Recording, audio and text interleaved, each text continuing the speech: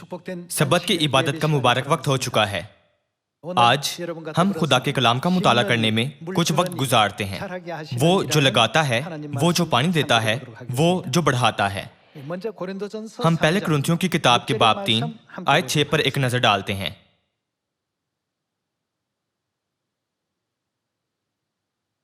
बाब 3 आयत 6 में यह कहा गया है कि मैंने दरख्त लगाया और अपुल्लोस ने पानी दिया, मगर बढ़ाया खुदा ने। बस न लगाने वाला कोई चीज है, न पानी देने वाला, मगर खुदा जो बढ़ाने वाला है।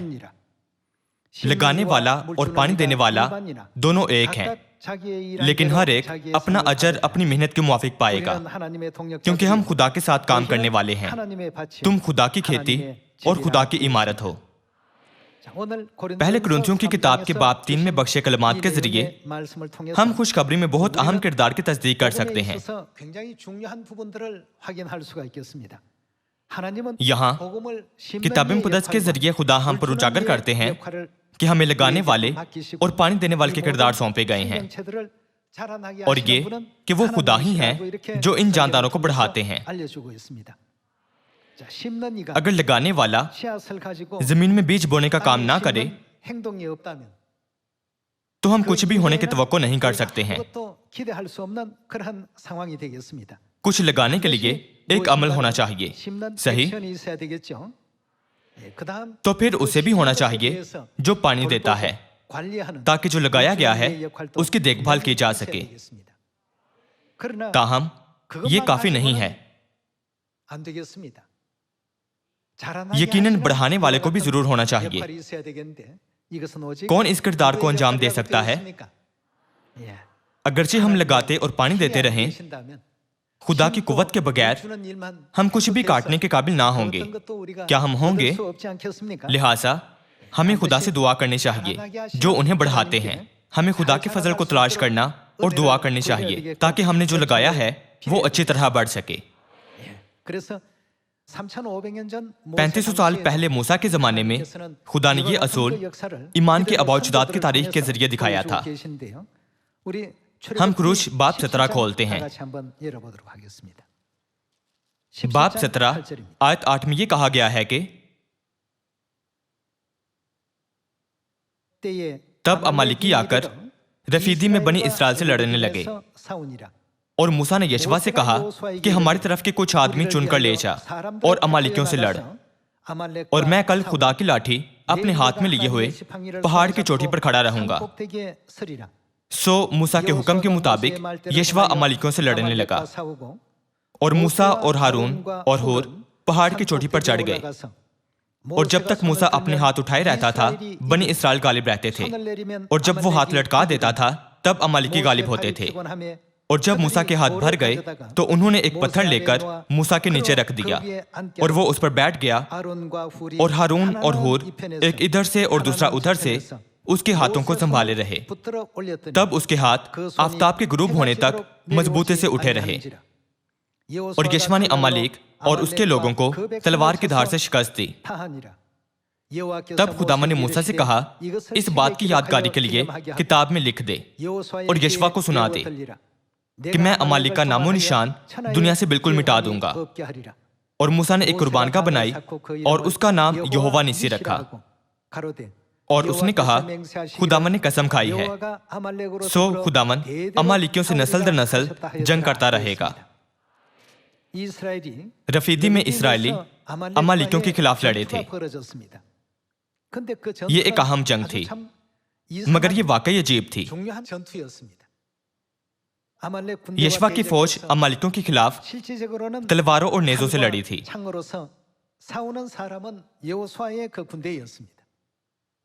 ताहम जंग का नतीजा पहाड़ की चोटी पर तय हुआ था। जब मूसा ने अपने हाथ उठाए रखे तो पहाड़ के नीचे जंग कैसे बदल गई थी? यशवा की फौज की फतह याबी के लिए हालात साजगार हो गए थे। जब मूसा ने थक जाने की वजह से अपने हाथ नीचे कर लिए तो अमालिकी जीतने लगे। वाकई ये एक अजीब और नाकाबिल तसव्वुर जंग थी। यशवा का अमालिकियों के खिलाफ जंग पर बराह रास्त असर नहीं था। कुव्वत का मंबा कौन था जिसने इसराइलियों को फतह दिलाई थी? जंग का नतीजा मूसा पर मुनहसर था, जो पहाड़ की चोटी पर था, कि आया उसने अपने हाथ उठाए हैं या नीचे किए हैं। हमारे लिए भी ऐसा ही है।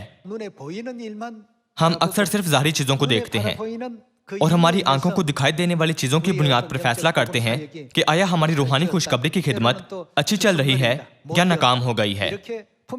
ताहम हकीकत में ये कुव्वत कहां से आती है? ये सब खुदा की तरफ से आती है,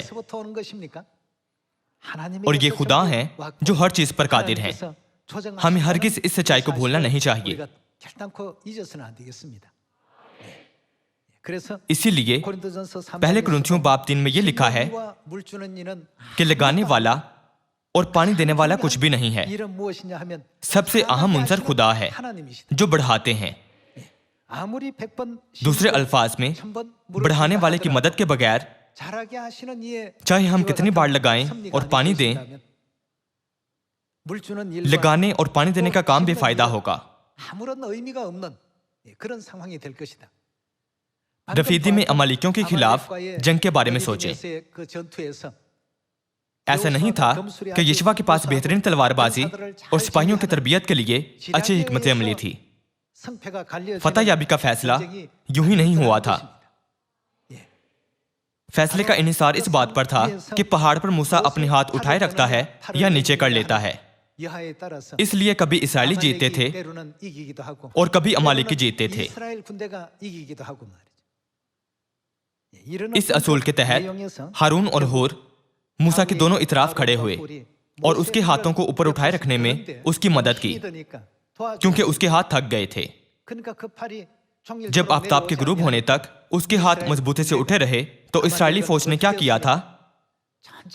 उन्होंने तमाम अमालिकियों को शिकस्त दी थी। उनके साथ ऐसा हैरतअंगेज काम हुआ था। ये सारी तारीफ किताब मुक़द्दस में क्यों लिखी गई है? ये हमारी तालीम के लिए लिखी गई है जो आज जी रहे हैं। ये तारीख दर्ज करवाने से खुदा हमें कौन सा सबक सिखाना चाहते हैं? क्या वजह है कि खुदा उन लोगों को जो उन पर ईमान रखते हैं ये सबक सुनने का मौका बख्शते हैं? क्या ये हमें नहीं सिखाता कि हमें सिर्फ दिखने वाली चीजों पर तवज्जो नहीं देनी चाहिए? क्या ये हमें नहीं सिखाता कि हमें हमेशा खुदा से खुलूसे दिल से दुआ करनी चाहिए, जो हमें अनदेखे जहान में ताकत और कुव्वत बख्शते हैं? इसीलिए ज़बूर के मुसन्निफ ने ज़बूर बाब 121 में लिखा है कि जब तक वो जिंदा रहा खुदा ने उसकी जिंदगी के हर लम्हा में उसकी मदद की ताकि उसकी सल्तनत तरक्की करे, और हत्ता कि उसे उसके दुश्मनों के हाथ से भी बचाया।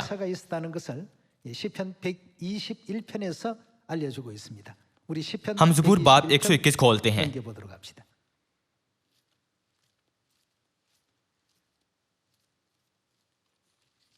ज़बूर बाब 121 में यह कहा गया है कि मैं अपनी आंखें पहाड़ों की तरफ उठाऊंगा, मेरी कुमक कहां से आएगी? मेरी कुमक ये कहां से आती है? खुदावंद से है जिसने आसमान और जमीन को बनाया। लोग जो कुछ देख सकते थे वो यशवा की फौज और अमालिकियों के दरमियान जंग थी। इसके बावजूद फतह याबी का इन्हिसार मूसा पर था जो पहाड़ की चोटी पर था, चाहे वो अपने हाथ उठाए रखता या नीचे कर लेता। हमारे ईमान की जिंदगी में भी ऐसा ही है। जो लगाता है और जो पानी देता है वो दिखाई देने वाले हैं, ताहम खुदा जो बढ़ाने वाला है अनदेखी दुनिया में अपना काम अंजाम देते हैं। फर्ज करें कि हम एक जानदार पौधा लगाते हैं, उसे पानी देते हैं और उसके नशोनुमा के लिए हर तरह का माहौल बनाते हैं।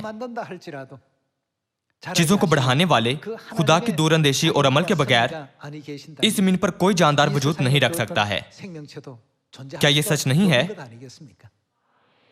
इसीलिए ज़बूर के मुसन्निफ ने लिखा, मैं अपनी आंखें पहाड़ों की तरफ उठाऊंगा, मेरी कुमक कहां से आएगी? اس کی زندگی کے ہر لمحہ میں خدا کی طرف سے مدد کے ہزار اندیکھے کام ہوئے ہیں. یہ اس کی تکمیل نہیں تھی. خورس بادشاہ کے بارے میں کیا کہیں گے؟ اس نے سوچا کہ اس نے اپنے دشمنوں کو شکست دی ہے اور سب کچھ اس کی اپنی بہادری اور ذہانت سے پورا ہوا تھا. اس کے علاوہ بابل کو فتح کرنے میں اس نے سوچا کہ اس طرح کا کام اس کی اپنی بہادری اور ذہانت کی وجہ سے کیا جا سکتا ہے. تاہم بعد میں اسے احساس ہوا کہ خدا نے یسایہ نبی کے وسیلے پہلے ہی اس کے بارے میں نبوت کر دی تھی. میں تیرے آگے آگے چلوں گا، میں تیرے دشمنوں کے دروازوں کو ٹکڑے ٹکڑے کروں گا اور لوہے کے بینڈوں کو کاٹ ڈالوں گا. میں تمہیں فتح بخشوں گا تاکہ تم پوشیدہ مکانوں کے دفینے حاصل کر سکو. خورس کی پیدائش سے قبل ہی نبی نے اس کے بارے میں اس طرح نبوت کر دی تھی اور خدا نے خورس کی رہنمائی کی کہ وہ اس طرح زندگی گزارے. جب خورس بادشاہ کو نبوت کا علم نہیں تھا تو اس نے سوچا کہ اس نے وہ سب کام کیا ہے اور اس نے اپنے سپاہیوں کی بہادری اور اپنی ذہانت پر توجہ مرکوز کی تھی. تاہم جب اس نے اپنی پیدائش سے قبل لکھی گئی نبوت پڑھی تو وہ حیران رہ گیا. وہ واقعی حیران تھا کہ خدا نے نبوت کی کتاب میں خورس نام کا ذکر بھی کیا تھا. اسی طرح خدا ہماری زندگی کے ہر لمحے میں ہمیشہ ہمارے ساتھ ہیں. جب ہم خدا کے ساتھ چلیں تو ہم ہمیشہ فتح یاب ہو سکتے ہیں. تاہم جب ہم ایسی زندگی گزاریں جو خدا کو خوش نہیں کرتے تو چاہے ہمارے آس پاس کتنے ہی لوگ ہماری مدد کریں، کیا ہم اپنی کوششوں سے کوئی پھل لا سکتے ہیں؟ ہم کبھی پھل نہیں لا سکتے. ہمیں ایسی زندگی گزارنی چاہیے جس میں خدا کی مدد ہو. ہم دوسرے سلاطین باب 5 سے جاری رکھتے ہیں. ہم دوسرے سلاطین باب 5 آیت 8 کی طرف جاتے ہیں.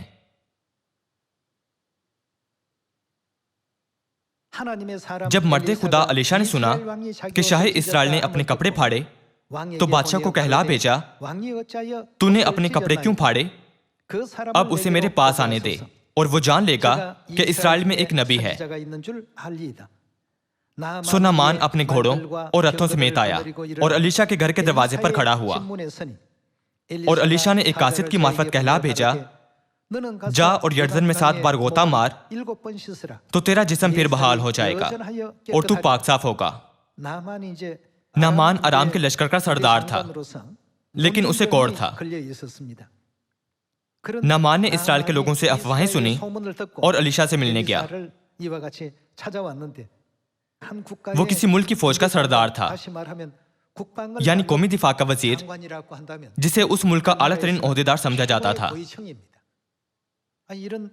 جب اس طرح کا کوئی عہدیدار آتا تو لوگ باہر آ جاتے تھے اور اس کے سامنے جھکتے تھے، لیکن ایسا کرنے کی بجائے الیشا نے ایک قاصد کے ہاتھ پیغام بھیجا. ہم آیت 11 سے جاری رکھتے ہیں. پر نامان ناراض ہو کر چلا گیا اور کہنے لگا، مجھے گمان تھا کہ وہ نکل کر ضرور میرے پاس آئے گا اور کھڑا ہو کر خداوند اپنے خدا سے دعا کرے گا اور اس جگہ کے اوپر اپنا ہاتھ ادھر ادھر ہلا کر کوڑی کو شفا دے گا. کیا دمشق کے دریا ابانا اور فرفر اسرائیل کے سب ندیوں سے بڑھ کر نہیں ہیں؟ کیا میں ان میں نہا کر پاک صاف نہیں ہو سکتا؟ سو وہ موڑا اور بڑے قہر میں چلا گیا. نامان اپنی بیماری سے شفا پانے کے لیے الیشا کے پاس گیا، لیکن الیشا نے اس کے ساتھ ویسا سلوک نہیں کیا جیسا اسے گمان تھا. اس نے سوچا کہ اسے بیماری سے شفا دینے کے لیے الیشا کو باہر آ کر حیرت انگیز کام کرنا چاہیے. اگرچہ وہ مہمان تھا پر الیشا اسے ملنے باہر نہیں آیا بلکہ اپنے قاصد کی معرفت کہلا بھیجا، جا اور یردن میں 7 بار غوطہ مار تو تیرا جسم پھر بحال ہو جائے گا. اس لیے وہ ایک مایوس کن دل کے ساتھ اپنے ملک واپس لوٹنے کو تھا. اس وقت نامان کے ملازموں نے اسے ایسا نہ کرنے پر قائل کیا. ہم آیت 13 سے دیکھتے ہیں. تب اس کے ملازم پاس آ کر اسے یوں کہنے لگے، اے ہمارے باپ، اگر وہ نبی کوئی بڑا کام کرنے کا حکم تجھے دیتا تو کیا تو اسے نہ کرتا؟ بس جب وہ تجھ سے کہتا ہے کہ نہا لے اور پاک صاف ہو جا تو کتنا زیادہ اسے ماننا چاہیے؟ تب اس نے اتر کر مرد خدا کے کہنے کے مطابق یردن میں 7 غوطے مارے اور اس کا جسم چھوٹے بچے کے جسم کے مانند ہو گیا اور وہ پاک صاف ہوا۔ ہم الیشا کے زمانے میں نعمان کے بارے میں اس تاریخ پر ایک نظر ڈالیں۔ پہلے تو نعمان نے سوچا کہ الیشا اس کے لیے ایک تقریب منعقد کرے گا جو انسانوں کی نظر میں شاندار لگے۔ اس وقت اس کی بیماری کا کوئی علاج نہیں تھا۔ یہ ایک ایسی بیماری تھی جو خدا کی مافوق الفطرت قدرت کے بغیر ٹھیک نہیں ہو سکتی تھی۔ اس لیے جب نبی نے اتنی سادہ سی ہدایت دی تو اس کے لیے یقین کرنا مشکل تھا۔ اگرچہ ایسا اعلیٰ ترین شخص آیا تھا، لیکن نبی نے اسے یہ کہنے کے لیے ایک قاصد بھیجا کہ جا اور یردن میں 7 بار غوطہ مار تو تیرا جسم پھر بحال ہو جائے گا۔ اس وجہ سے نعمان بہت ناراض ہوا۔ تاہم اسی وقت اس کے ملازم جو اس کی پیروی کرتے تھے اسے کہنے لگے کہ اگر وہ نبی کوئی بڑا کام کرنے کا حکم تجھے دیتا تو کیا تو اسے نہ کرتا؟ بس جب وہ تجھ سے کچھ بہت آسان کرنے کو کہتا ہے تو کتنا زیادہ اسے ماننا چاہیے۔ تو اسے کرنے کی کوشش کیوں نہیں کرتا؟ ان کی باتوں کو سننے کے بعد نعمان نے اپنا ارادہ بدل لیا۔ وہ دریا یردن پر گیا اور 7 غوطے مارے۔ پھر حیرت انگیز طور پر اس کا جسم بحال ہو گیا۔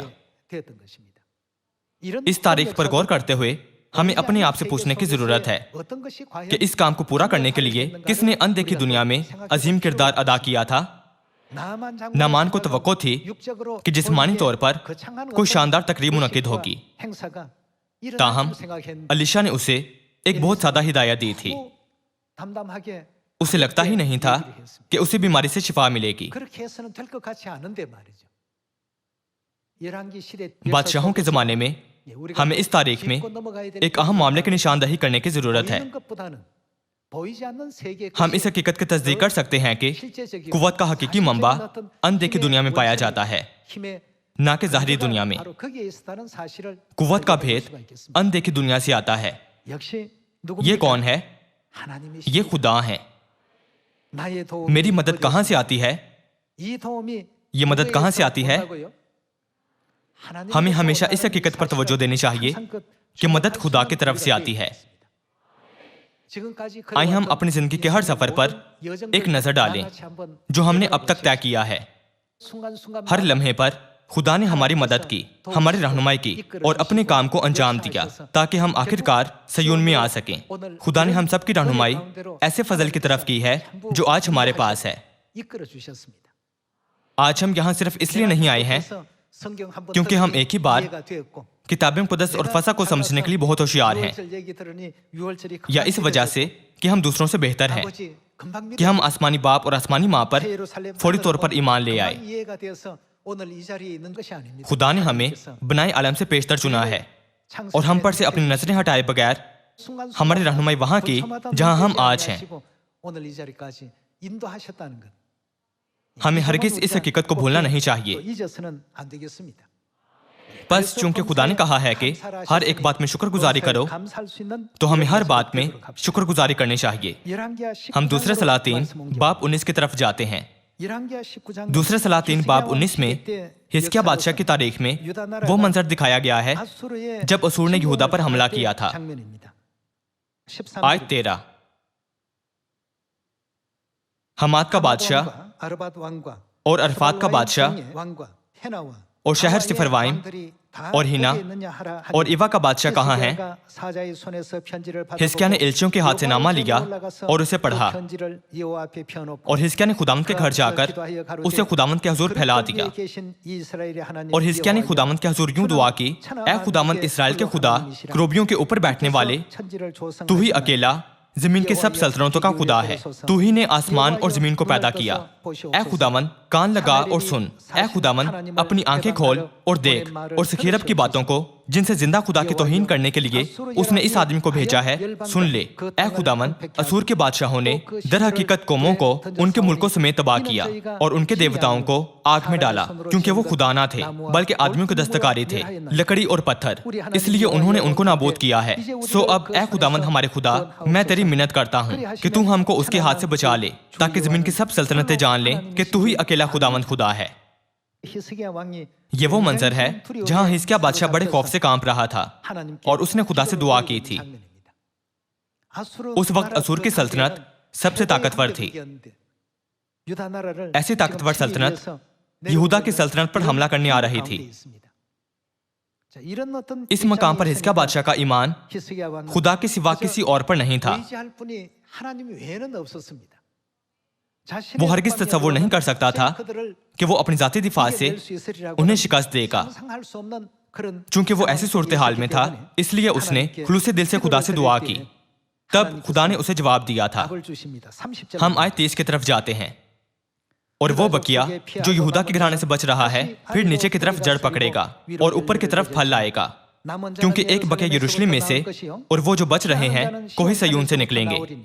रब्बुल अफ़ाज की गयोरी ये कर दिखाएगी। सो खुदामन शाह असूर के हक में यूं फरमाता है कि वो इस शहर में आने या यहाँ तीर चलाने ना पाएगा। इसका मतलब ये है कि वो इस शहर तक नहीं पहुंच पाएगा। वो ना तो सिपर लेकर उसके सामने आने और ना उसके मुकाबिल दमदमा बांधने पाएगा, बल्कि खुदावंद फरमाता है कि जिस राह से वो आया उसी राह से लौट जाएगा और इस शहर में आने ना पाएगा, क्योंकि मैं अपनी खातिर और अपने बंदा दाऊद की खातिर इस शहर की हिमायत करूंगा ताकि इसे बचा लूं। सिपाहियों की तादाद और उनकी ताकत को देखते हुए यहूदा की सल्तनत का उनके खिलाफ लड़ना नामुमकिन था। ताहम रात को कुछ हैरत अंगेज वाकया पेश आया। हम आयत 35 से जारी रखते हैं। सो उसी रात को खुदावंद के फरिश्ता ने निकलकर असूर के लश्करगाह में 1,85,000 आदमी मार डाले। और सुबह को जब लोग सवेरे उठे तो देखा कि वो सब मरे पड़े हैं। ये ऐसी सूरत हाल थी जहां यहूदा असूर के हमले का सामना करने के लिए तैयार नहीं था। किसी भी नुक्ता नजर से यहूदा की सल्तनत कमतर और कमजोर थी। ताहम उसी रात आसमानी फरिश्ते नीचे आए और 1,85,000 असूरी सिपाहियों पर हमला किया। आयत 36।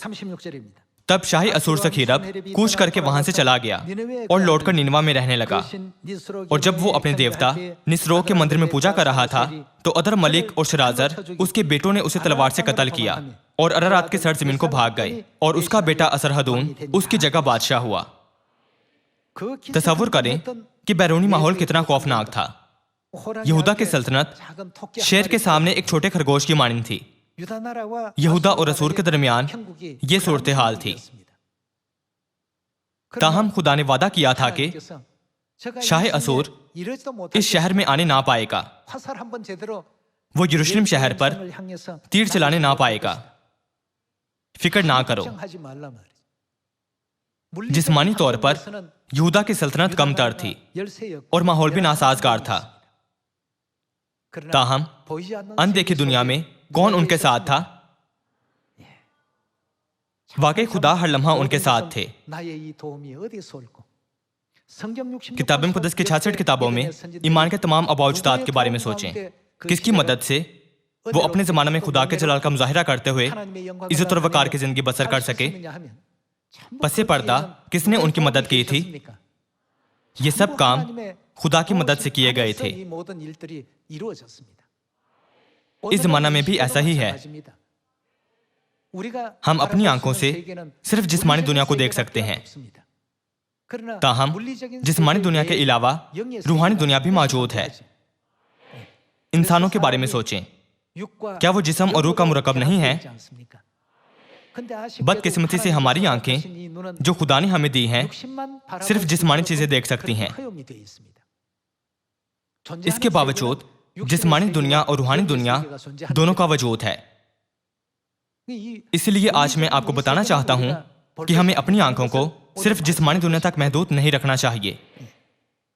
अगर हम सिर्फ जिस्मानी दुनिया को देखें तो ये बिल्कुल फितरी अमर था। कि हिजकिया बादशाह को मायूस कुन सूरत हाल का सामना करना पड़ा, जहां असूर के हमले के बाद इस जमीन पर उसकी जिंदगी खत्म हो जाती। ताहम अनदेखी दुनिया में आसमानी फरिश्तों ने रातों रात 1,85,000 असूरी सिपाहियों को तबाह कर दिया था। इस तारीख से हम क्या सीख सकते हैं?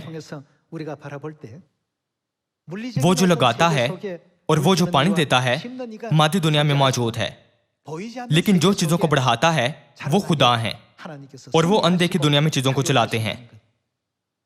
क्या हमें इस असूल पर पुख्ता ईमान नहीं रखना चाहिए? वाकई खुदा ने हमारी बहुत मदद की है, हालांकि हम इसे देख नहीं सकते। खुदा ने हर लम्हा हमारी कलीसिया की मदद की है, और जब भी हमें मुश्किलात का सामना हुआ तो खुदा ने पुरफज़ल लोगों को भेजा और हमें बर वक्त जवाब देने की इजाजत दी, ताकि हम मुस्तैदी से सिर्फ खुशखबरी की मुनादी पर तवज्जो कर सकें। जब हम आसमान की बादशाही के लिए काम करते हैं तो बहुतान लगाने वाले और बहुत सी चीजें हमें रोकती हैं, लेकिन हर सूरत हाल में खुदा हमारी मदद करते हैं। आप सब चाहे 7,500 लोग ही क्यों ना हो, हर तरह की चीजें रूनुमा होंगी। ताहम सारी दुनिया में 7,500 से ज्यादा सयोनों में खुदा हमें तमाम आफतों से बचाते हैं। हमें हर मुल्क में बहुत से एजाज़ात हासिल करने और बपतिस्मा पाने वाले बहुत से अच्छे फल तलाश करने की इजाजत देते हैं, और हर कलीसिया को तरक्की देते हैं। आज हम खुदा में ऐसी सेहतमंद, कामयाब और खुशहाल जिंदगी गुजारने के काबिल हुए हैं। हमें ऐसी बाबरकत जिंदगी गुजारने के लिए बहुत ज्यादा शुक्रगुजारी करनी चाहिए। हमारे इर्द गिर्द कौन लोग हैं जिनका हमें शुक्रिया अदा करना चाहिए? आए एक एक करके इसका जवाब मालूम करते हैं। बेशक ऐसे बहुत से हैं। यशवा के नुक्ता नजर से अमालिकियों के खिलाफ जंग के दौरान अपने हाथ उठाए रखने के लिए उसे मूसा का शुक्रिया अदा करना चाहिए। उसे हारून और हूर का भी शुक्रिया अदा करना चाहिए कि उन्होंने मूसा के हाथों को संभाले रखा। इसके बावजूद किसने इस काम को मुमकिन बनाया था? ये खुदा थे। सबसे पहले उसे खुदा का शुक्र अदा करना चाहिए। दुनिया भर में बहुत से सयून खुदा की पुरफजल इबादत कर रहे हैं और दुनिया की रहनुमाई दुरुस्त राह की तरफ कर रहे हैं। हत्ता कि बहुत सी मुश्किलात और तकलीफों में भी हमारे सयून के तमाम खानदानी अराकीन गैर मुतज़लज़ल ईमान के साथ खुशखबरी की इस राह पर चल रहे हैं। आज मैं आसमानी बाप और आसमानी माँ को शुक्र और जलाल देता हूँ, जिन्होंने इस राह पर हमारी रहनुमाई की है। खुदा के सिवा कोई मेरी मदद नहीं कर सकता। ऐ खुदा, बराह करे मेरी मदद करें। जब खुदा के लोगों ने खुदा को इस तरह पुकारा तो खुदा ने उनकी आवाजों से कभी मुंह नहीं मोड़ा। आज हम इस हकीकत को अपने दिलों पर कंधा करें। ऐसी समझ के साथ हमें खुदा से ज्यादा खुलूस के साथ दुआ करनी चाहिए कि वो हमें ताकत, हिकमत, काबिलियत और ईमान दें, ताकि हम जल्द अज जल्द सामरिया और जमीन की इंतहा तक खुशखबरी की मुनादी कर सकें। ज़बूर बाब 127 से एक और आयत पढ़ने के बाद मैं इस आवाज को खत्म करना चाहूंगा। ज़बूर बाब 127 आयत 1 में यह कहा गया है कि अगर खुदावंद ही घर न बनाए तो बनाने वालों की मेहनत, उनकी मेहनत क्या है? अब्स है। चाहे हम में से कितने ही लोग मुनादी करने और कई जगहों पर चर्च कायम करने के लिए बाहर निकलते हैं, अगर खुदा हमारे साथ ना हो तो ये काम बरकरार नहीं रह सकता। अगर खुदावंद ही घर ना बनाए तो बनाने वालों की मेहनत अब्स है। अगर खुदावंद ही शहर की हिफाजत ना करे तो निगहबान का जागना अब्स है। अगरचे हजारों मुहाफिज शहर की हिफाजत करें, अगर खुदा इस पर निगाह ना करें तो ये बेफायदा होगा। क्या इसका मतलब ये नहीं है कि उनका दिफा उनके दुश्मनों से बचा नहीं सकता है? हम आयत 2 की तरफ जाते हैं। तुम्हारे लिए सवेरे उठना और देर में आराम करना और मुशक्कत की रोटी खाना अब्स है, क्योंकि वो अपने महबूब को तो नींद ही में दे देता है। ज़बूर बाब 127 आयत 1 में लिखे गए अल्फाज के जरिए खुदा हमें सिखाते हैं कि अगर खुदावंदी घर ना बनाए तो बनाने वालों की मेहनत अब्स है। अगर खुदावंदी शहर की हिफाजत ना करे तो निगहबान का जागना अब्स है। हम इस तालीम को याद रखें और इससे अपने दिलों पर कंधा करें। ऐसा करके हमें सिय्योन के फर्जंदों के तौर पर खुदा के साथ चलना चाहिए। सिय्योन वो जगह होनी चाहिए जहां खुदा रहते हैं, और खुशखबरी की मुनादी का काम जो हम कर रहे हैं इसे खुदा के साथ तकमील पाना चाहिए। इससे कोई फर्क नहीं पड़ता कि हम ज़हीन और होशियार हैं या हमें पैदाइश से मुकाशफत तक सब कुछ याद है। ये अहम नहीं है। क्या सबसे अहम बात यह नहीं है कि खुदा हमारे साथ हैं? अगरचे यशवा के पास बड़ी हिकमत अमली और अच्छी तलवारबाजी थी, क्या होता अगर मूसा अपने हाथ नीचे कर लेता जो पहाड़ की चोटी पर था? वो किसी काम का ना होता। बनी इसराइल की फौज मुकम्मल तौर पर शिकस्त खाती। ताहम जब मूसा ने अपने हाथ उठाए रखे तो सूरत हाल मुकम्मल तौर पर बदल गई। फतह का तयन मैदान जंग में नहीं बल्कि पहाड़ की चोटी पर था। ये पहाड़ की चोटी पर पहले ही तयशुदा था। किताब मुक़द्दस हमें ये बातें क्यों सिखाती है? हम इन तालीमात को गहराई से अपने दिलों पर कंधा करें ताकि सिय्योन के सब खानदानी अराकीन खुदा को शुक्र जलाल दें और ज्यादा बरकत हासिल करें। इसके साथ मैं आज का वाज खत्म करता हूँ। आपका बहुत शुक्रिया।